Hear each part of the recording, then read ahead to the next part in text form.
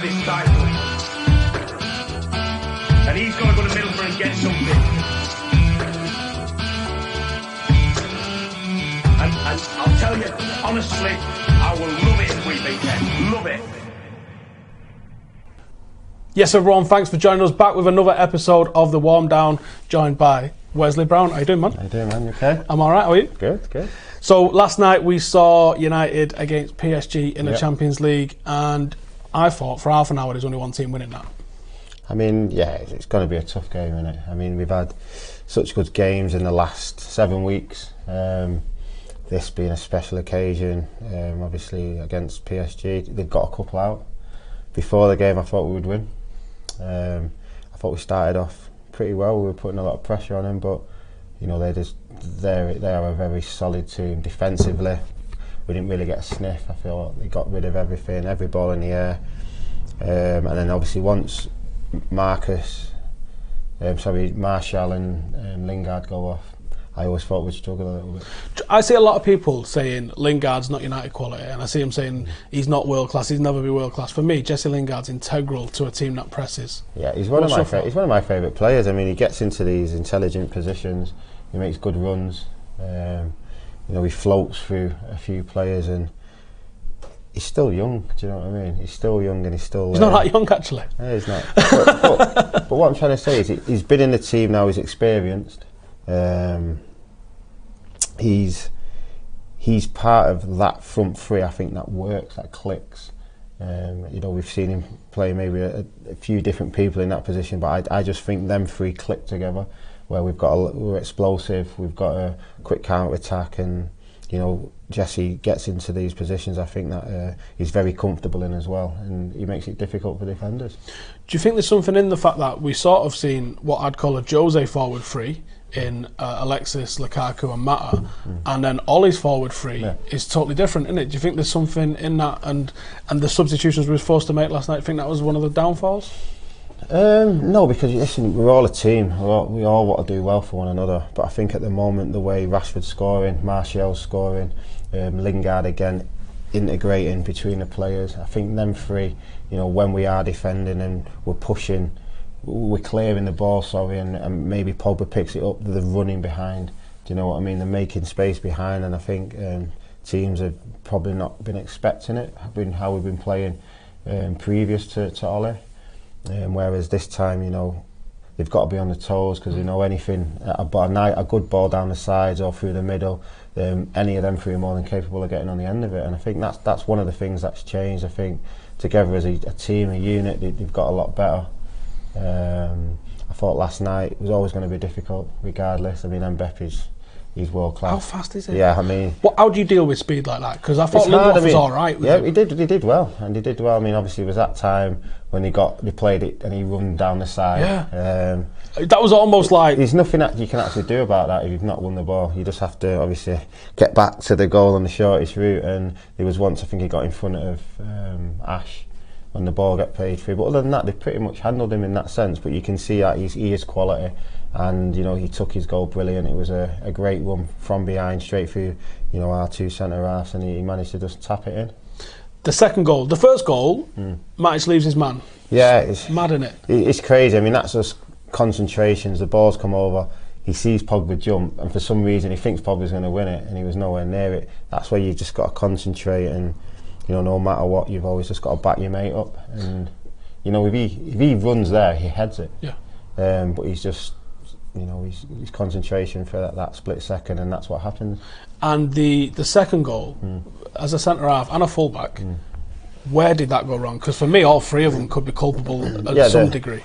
I mean, as Ash goes out, you do probably think he's expecting to lift it a little bit, Di Maria there, or pull it back. And he's played this fantastic ball. I mean, Bailly, he's there. But at the last minute, I think because Mbappe's is behind him, and he's not sure. He checks his shoulder last minute. He can't see where he is, and he just pauses that second. I mean, if he doesn't pause and carries on, he clears it. But he's just trying to see where he is, and he's probably thought in that split second he's going to cut it back because he can't see him there. And you know, that split second's everything. And Di Maria has come back to haunt us a little bit, and he plays a brilliant ball in. He was actually really good when he, as much as you want to just I really him. like him. Obviously, he's brilliant, and it just didn't work at United, and obviously disappointed that he did play well. But he's come and he wanted to play well, and he did. So it's one of them things, you know. I mean, before Ollie come, was you expected to win this? No. We've still got a chance if we can get an early goal. I know people say it's out there. You do. I know, it's there. I've been there. Only because I've been there. I've been in games where we're not expected to win, and we do. 3 goals away at Paris, though. That is a big ask. We'll start with two. But and no Pogba. Yeah. That's a blow. I mean, let's be honest. Ollie's got the team back to playing how we like to play. We're winning games. And sometimes that's all that counts. It's still going to be difficult. It's still all the same players, and I'm sure whoever comes in, if it is Ollie, he stays, or someone else, I'm sure there's going to be a few changes in the summer. But I think Ollie's got him playing the best he can be at the moment. When he was appointed, do you think he'd go 10 wins, 1 draw, 1 loss? Not at all. Not. I don't think anyone did. You know, you're expecting a lift from the players anyway. I mean, I've been in the situation so many times with a new manager at Sunderland. But the players do lift themselves. But obviously, he's managed there before as a reserve manager. He's played there. He knows what it's about, and he's got everyone smiling again and playing how they should be playing, and that is a massive bonus. But for him to go that many games unbeaten, I think it's broke, if not every record. Yeah. We are talking about Solskjaer, and we are in the 20th anniversary. Does that make you feel old? It makes me feel old. A little bit. Of the treble season. Yeah. That game, that final, that run-in, do you think that's the best we're ever going to see from a United team? Do you think it's possible to... It'll come round, it's in our history, it'll come round again. You reckon? 100% it will. It's not there yet. Might not be for a while, but it definitely will come round. I mean, that team, I was fortunate to be in the squad, and that was my first season, really. I played the season before, last 2 games, but that was my first season, so to experience and be a part of it was something you'll never forget. It was on a bench as the goals go in. Can you remember? Yeah. Can you remember what you was thinking as Beckham was putting the ball in? Yeah, I mean, that corner, everyone's up, and you're like, we can get this. And the first one? Yeah, when you get the first one, as you know, even as the fans, we all know we're winning that game. And when you do watch it back, you see their players, some of them on their knees, and there's only one team winning that after that. Do you remember anything the gaffer said in between that goal and the winner? No, couldn't hear anything. I'm not going to lie, you couldn't hear anything. Nothing that anyone said at the side? Did no one say anything? No, it's probably a lot of swearing and stuff, but no, in general, we just knew we was on top, and we knew, especially getting in the next corner, that this is going in. It's just a feeling. The crowd, it was crazy, so loud, you could hardly hear the next person speak to you. And then obviously when it goes in, it's the greatest night that we've ever done. Can you remember what you did with the ball at the back of the net? We all sprinted. Just legged it into the corner. To Ollie, yeah. Yeah. It was honestly, it was weird because I was young, and when you experience that straight away, it's hard to match it. Yeah, did you probably think like I'm probably going to win about 9 or 10 Champions Leagues now? Piece of piss. No, not at all. Not at all. I mean, it was difficult getting there, and the final itself didn't go exactly to plan. We were shit. Yeah, that's what I mean. It didn't go exactly to plan, but you know, we stayed in the game, and that's what I'm talking about with the PSG. We stayed in the game, and I mean, it couldn't have ended better, really. And it's just the way we do it. You had a bit more involvement in the 08 final, and the 08 running, actually. Yeah. If you've got to put those teams head to head, yeah, they've got to play a one-off final, both at the peak. Who wins? It's a difficult one. I would always say 99 for the simple fact that we won the treble. It's so hard to do, and you know, you only realise that many years after, when we've got great teams like the 08. And you just don't quite do it. Something wasn't right somewhere, or you're a bit unlucky here and there. So you'd have to say the 99 season. Yeah.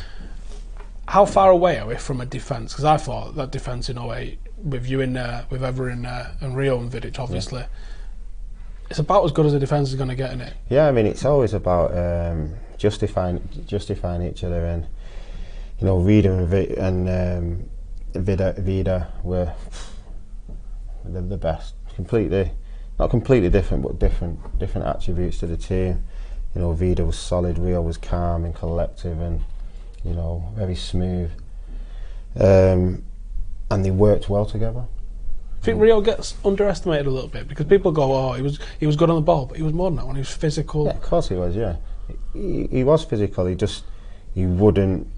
A lot of the times, he didn't have to tackle. That's what people forget because he's already won the ball. You know, Vida was a bit more rough and ready, which you need. And Pat was everything. You know, Pat could get up and down, defend, he'd score a goal. You know, it was one of them. But again, we all mixed well, and it worked. You know, now and again I'd go centre back if someone needed a rest or was an out, and it would just all work. You know what I mean? And that's what the squad's about. That's what you need. Do you remember what the gaffer said in a team talks ahead of either of those finals? The 99 one I can't really. The 08 one, yeah, it was a very good team talk. What did he say? No, he just went. You know what? He went through all the players and just explained how we were a team, how we got here, and you know, we've got one more game to show everyone that we've deserved this, and it worked. I mean, that game as well. That Chelsea team was a good team. You know, big, strong, and we started off excellent. You know, I thought we could have been probably 2-0 up. You remember the ball that someone switched it out, and then I think Rooney crossed it back in, and then Tevez just missed it. Rooney going wide in that was inspired, I thought, and I always thought Ronaldo could play down the middle prior to that because of how good he was in the air. Yeah, and that's what I mean. The gaffer was good at changing little things, and I know it's more common now. People just moving, whether it's the right side, left side, or straight down the middle. But we knew that they'd be difficult to handle them, and one of the other things was for the goal. That was actually in one of the things we were working on, where we knew if Ronaldo could get against Essien, who was playing right back at the time, more were likely win the ball, because Ronaldo was so good in the air. How far down the penalty list was you? I got took off.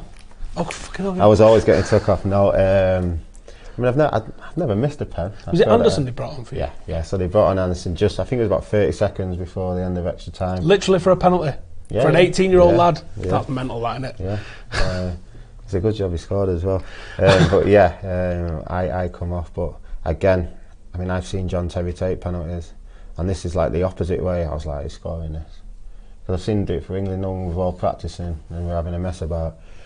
And he missed, so the rest is history. I spoke to Frank Lampard once in a Lowry, and he was chatting to my son. He was talking about England, and he was being well cool with him. So I thought, I can't go and take the piss here or anything, can I? And he called us over and he goes, I bet your dad remembers that in 08, don't you? And I was like, right, I can't hammer him because it's probably his best mate, innit, with John Terry. And I was like, what the fuck did he say? So I was like, oh, I knew Anelka was missing that, and he went, yeah, me too. Yeah, and I was like, oh shit. Everyone forgets that, don't they? Do you know what I mean? Everyone forgets the Anelka miss, because that was a save from Edwin that done it. He points, doesn't he? He's like, you going there, yeah? Yeah. Brilliant. Again, something that team deserved. You know, I know we got into the other finals as well, but your Barcelonas at the time were also excellent teams, and you know, after beating them in the semi-final, they were very hurt by that, and that's how football goes. You know, maybe they wanted it a little bit more. But that's thinking it was the first one, the 09 one. I think Park goes through, it's the post within a couple of minutes, and you think if that goes in, it could change. But the 11 one, I think we was quite far away from them there. I think they was in another planet. And well, I mean, they won it many times, and didn't they? So it's the way football is, and you know, the gaffer was the best, and he built some brilliant teams. Unbelievable. Right, we got some questions from you guys on Patreon as well. If you want to find out more about Patreon, hit the link in the description below. So we got Thames says, which players in this current United side excite you the most? I'd go Rashford, and I like Lingard as well. The best player is obviously De Gea, but I don't think anyone would disagree with that. No.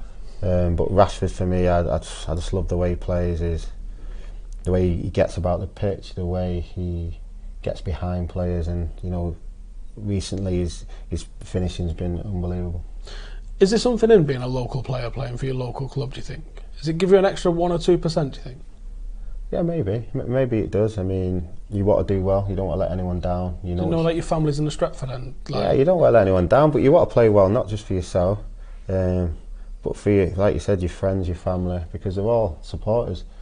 And you know, he's come through the system, him and Jesse, and they've been excellent. They've fitted in really well. Connor says, what was it like when you played in India, and where do you see your career going next? Because you've not officially retired, have you? Not said anything, but I won't be going anywhere, Connor. Yeah, it was good experience in India. Loved it. I mean, it was good in the sense that it wasn't that long as well, because my knees probably wouldn't have had that. It was only 18 games. Had a great time. Again, different experience. Went out with Berbatov and a lad called Paul Vichubka, who I was YTS with as well, and Rennie Mullenstein, who was the manager. So yeah, it was great going out there. Again, different. The heat, the fans, crazy fans. I loved them. And I'm glad I went there. 80,000 in there as well. Yeah, so it's probably about 60,000. It all got changed for the fee because the World Cup under 18s was there, so they changed a few things around. But you know, we can get 60,000 in there. Packed out as well. Yeah, with a DJ. With a DJ. Yeah, it's a bit like the cricket. I don't know if you've watched no, not really. The cricket a little bit. When it's over there, it's like party time for the fans. Yeah. Making sure that was still on. Ryan says you partially moved into coaching while at Blackburn. Is that what you're looking to do going forward? Maybe you could teach our lads to defend a corner. Yeah, no, I mean, when I was at Blackburn, I was still a player, but you know, I was just watching behind the scenes of the reserve team, and great time there. Learned a lot. I've not actually gone ahead and done anything with it at the moment, but it's maybe I might. In the future, get something in. I think it's the law in it. If you played for Fergie, that you have to go and be a manager somewhere. No, not seems like it, doesn't it? You know what it is. You don't know, and you know, I know some lads go straight into it. I've not necessarily done that. I've coached a few kids, you know, here and there, but again, I've not got the experience to definitely go straight into it. I would have to do a lot more things before that. Mitt says, who is your favourite centre-back partner to play with, and who was the toughest striker? Oh, to play with, I learnt a lot off Stam. To play with, probably Rio and Vida in different occasions. But Laurent Blanc taught me a lot as well. I mean, he was absolutely class for his age when he came to actually have been playing for Man United. And you know, I think there was only one time when Bellamy won at him. You know, that he was excellent in most games. Toughest striker? See, mine's different. Mine's probably not a striker. The toughest opponent is probably Zinedine Zidane. It's not a bad one. He was all right. It's not that I did anything wrong. I just didn't get anywhere near him. It seems like he just makes time on the ball. Yeah, I mean, he wasn't playing. I was playing right back. He wasn't left wing. He was like left midfield. You know, that Real Madrid system where everyone's a bit everywhere. Tried to get tight with him a few times, but with was that when they beat us in the Champions League? Yeah, Roberto Carlos would be running past me, and then. You know what I mean? It just couldn't work out what was going on. But he was very clever. He's so smooth on the ball. Ranabir says, in your experience, does a squad deal with the managers? How in your experience does a squad deal with a manager's need to strengthen?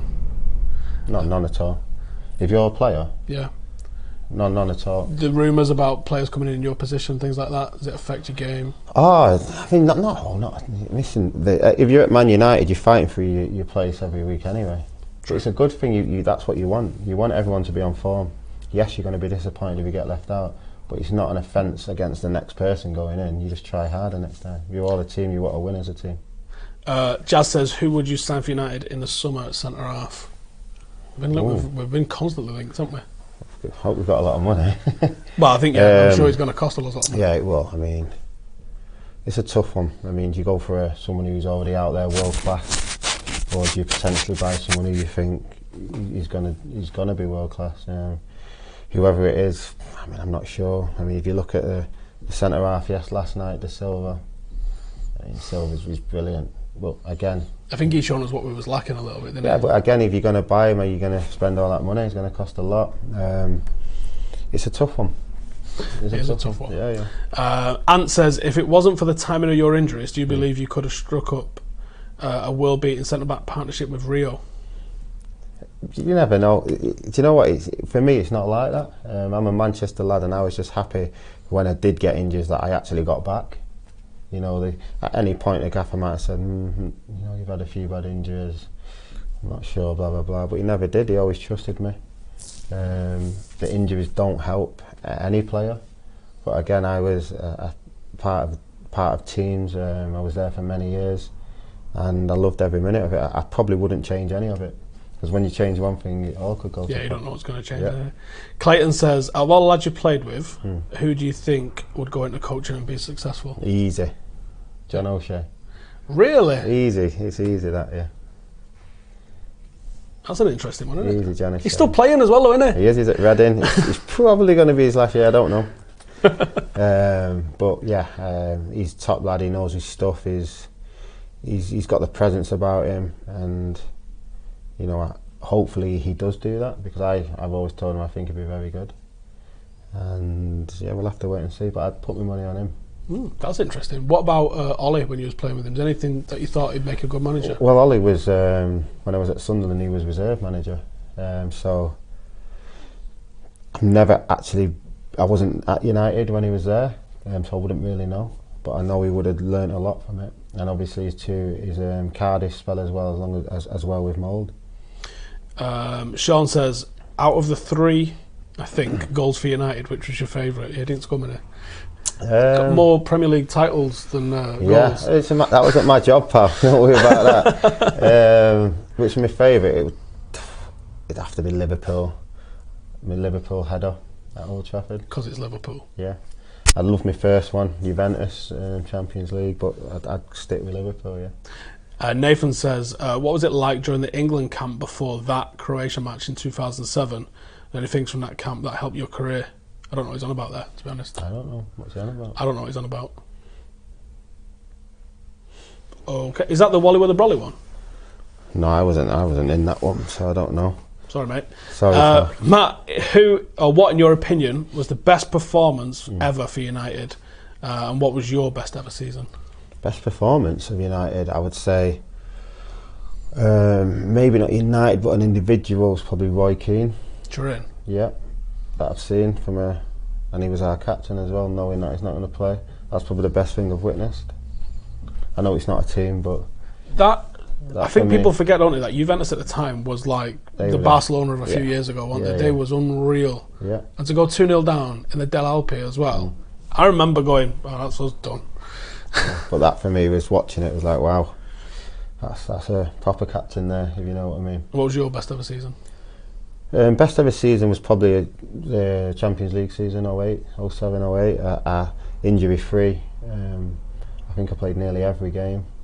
You know, we had a great squad, like I said, and winning the 2 trophies that year was brilliant for me personally. But again, my knees started to fail. What's the key to succeeding at United from Loki? The key, as a player, it's always train, listen, learn, prepare. You know, you might be on it. A lot of players are on it in Man United for a few seasons. Some of them, it's not necessarily a long time. And when you're there, you just want to make the best of it, because if you do, you'll be a legend there for the rest of your life. Ryan says, how did the celebrations compare in 99 to 08? Well, 99, Ryan, yeah? Yes. Ryan. 99, Ryan, and that was the first time I never went to bed, so that one definitely wins. 08 was a little bit different. Got kids now and stuff like that, but 99 was always going to top it again. Where was that? In Barcelona? In Barcelona, and then early flight, and then we did obviously landed Manchester Airport, and then straight from Old Trafford through Deansgate to the 9X at the time. Yeah, for a parade. Yeah. With about 500,000 on the streets. Yeah, I couldn't recognise anything. It was brilliant. Yeah. When did that end then? On about the Wednesday? I actually think I went home that night after we'd been out again, and slept the whole next day. But I mean, for a good few weeks after, the whole city, United fans, were absolutely buzzing. So. Gary Neville says, doesn't it, if he could relive 10 days of his life again, it would be that 10 days. Yeah. I do remember going in a few restaurants and they wouldn't let me pay for a drink stuff, which is weird, but it was just everyone was happy and It's mad how everyone joined in it all together, is, isn't which it? was good. Yeah, Like we took it to the last day against Spurs. The FA Cup was probably the FA easier Cup of the was three. the easiest one, and then in the final we didn't particularly play too well, but Madness. that doesn't matter. Tino says, "What's your first footballing memory?" I think we've got 2 left. First footballing memory, when I was a kid. I assume so. Yeah. Yeah, it was my mate telling me to come and play for Fletcher Moss. Really, What's in the water at Fletcher Moss? it's good, whatever it is. I don't know, but yeah, it was my mate. He was already there, and he was actually at United as well. He was there with me YTS level. Who was that? Leon Mills. You probably won't know him. He left after he was about 18 when he left. Went to a few lower clubs, but didn't really play again after that. He told me to come, and I was like, yeah, I'll come down, see what happened. Loved it, absolutely loved it. It was still in the olden days though, you know, if you won the league you get trophies, you go to, you know, the end of do stuff, and it was good times, learnt me a lot, yeah. And that's when I went from right wing to centre back as well. I didn't know you played right wing. Yeah, when I was a kid. Yeah. I actually got a Manchester Boys under 11s, I think it was. I was right wing. I was very fast. Any regrets? Not at Not all. staying right wing. No, not at all. Come on, it's just football, isn't it? You know, I could always play it because that's all I used to do. But picking your decision could be a difficult choice. I know a lot of players that even when they get YTS, they change to different positions because the manager or the coach might think they're better somewhere else. And the last one that we've got from you then is from Connor, and it says, "Who was your idol growing up?" Very easy. My first one was Danny Wallace. Yeah, I used to watch him play right wing, running up and down. But for me, it's Ryan Giggs. I mean, I still was at school when he was playing, and I love left-footed players as well. So he was like icon, still is to me. Yeah. I think someone mentioned earlier up in there. I didn't read it out because it was part of a longer question. But you're saying that's the best player you've ever played with, Giggsy? Yeah, and that is hard, the hardest question ever, because realistically you should put it as Ronaldo. But I think it's more of an idol thing because I've actually played with him and know him. So I would always have to pick Ryan Giggs, and obviously what he's achieved at the football club 13 titles. It's you're very surprised if that's beaten in 100 years. Never mind. It's mad, isn't it? The most careers are 10 years-ish at the top. So you're pretty much going to have to win it every single season. Yeah. And then you need a couple more seasons Well, as well. I'm sure he started before me. I was there for 12 years in the first team. I then left and he was still there. So my childhood ended when he retired. yeah, so there you go. So that shows how good he was. Right, Wes, thanks for joining us. Top man. Go and check out Patreon in the link below, and go check Wes out. He's only on Instagram because he likes to hide and stuff. So thanks for joining us. What do you mean? Thanks for joining us. We'll see you in the next one. Laters.